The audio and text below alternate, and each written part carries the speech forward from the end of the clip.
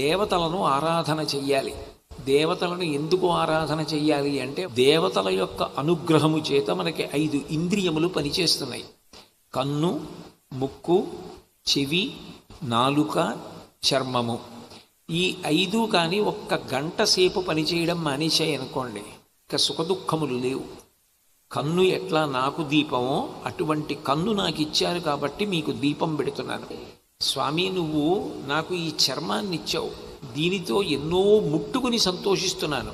కృతజ్ఞతగా చందనాన్ని అనులేపనం చేస్తారు. స్వామి, మీరు నాకు ముక్కు ఇచ్చారు, ఎన్ని వాసనలు చూసి ఆనందపడుతున్నానో దానికి కృతజ్ఞతగా ధూపం వేస్తారు.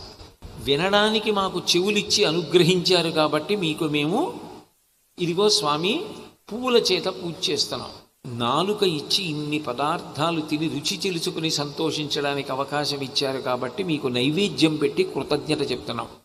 పంచసంఖ్యోపచారిణి